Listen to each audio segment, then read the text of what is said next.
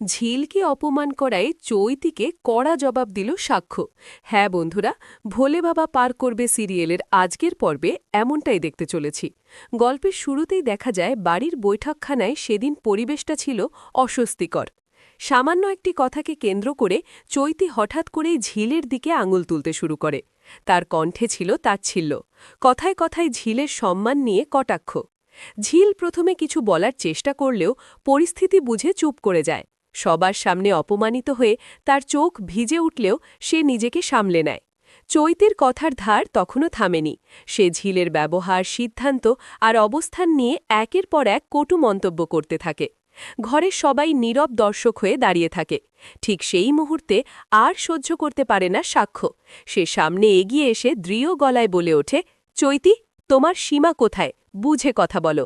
সাক্ষ্যের কণ্ঠে ছিল না চিৎকার, কিন্তু প্রতিটি শব্দ ছিল স্পষ্ট আর কঠোর।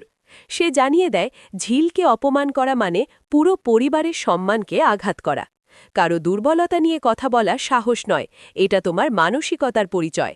সাক্ষ্যের এই কথায় ঘরে নেমে আসে নিস্তব্ধতা। চৈতে হঠাৎই থমকে যায়। এতদিন যে মানুষটাকে সে চুপচাপ সহ্য করতে দেখেছে, আজ সেই সাক্ষ্যই তার সামনে প্রশ্ন তুলে ধরেছে। পরিবারের বড়রাও বুঝতে পারে পরিস্থিতি আর আগের মতো নেই। ঝিল মাথা নিচু করে দাঁড়িয়ে থাকলেও তার চোখে কৃতজ্ঞতা স্পষ্ট হয়ে ওঠে। সাক্ষ্য আরও বলে, ঝিল নিজের সম্মান নিজে রক্ষা করতে জানে, কিন্তু তার পাশে দাঁড়ানো আমার দায়িত্ব। এই কথাগুলো ঝিলের মনে নতুন সাহস এনে দেয়।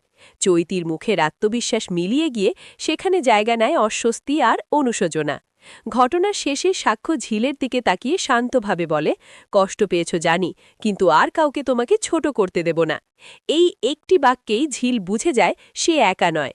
সেই দিন থেকেই বাড়ির সবাই বুঝে নেয় এই ঘরে আর অন্যায় আর অপমানের জায়গা নেই। আবার দেখা হবে পরের ভিডিওতে। ততক্ষণ ভালো থাকুন, আর ভিডিওটি ভালো লাগলে অবশ্যই চ্যানেলটি সাবস্ক্রাইব করতে ভুলবেন না।